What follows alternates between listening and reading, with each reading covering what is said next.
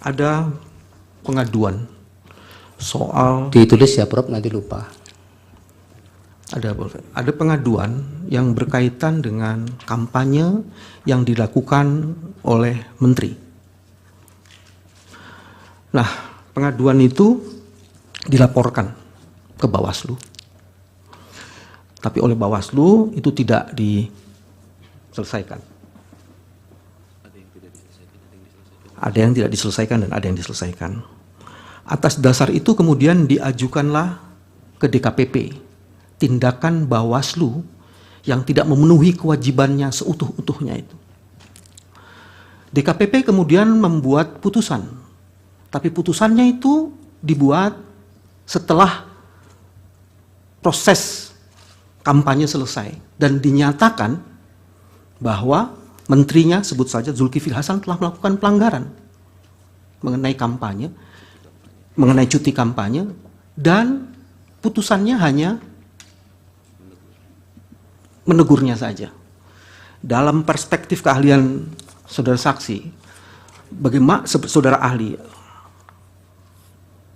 bagaimana dengan putusan yang seperti itu yang sama sekali tidak mengubah bahwa telah dilakukan kampanye bansos berulang-ulang kali? Itu bagian yang pertama. Yang kedua, tadi sudah dikemukakan dengan sangat baik soal diskresi. Diskresi ini selalu dijadikan dasar dan dibuat menjadi bagian yang lazim dilakukan oleh teman-teman di KPU.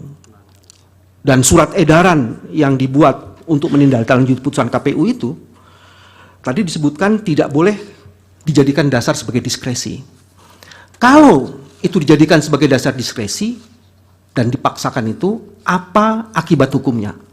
Apakah diskualifikasi terhadap calon-calon tertentu yang tidak memenuhi syarat itu bisa dilakukan? Terima kasih. Pak Refli, silakan.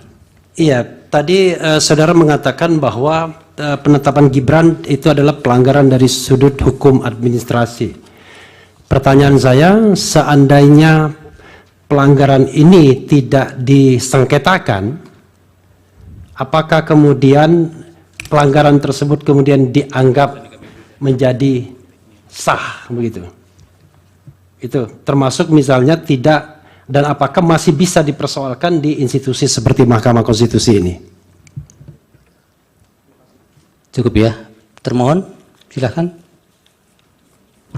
Terima kasih kepada saudara ahli.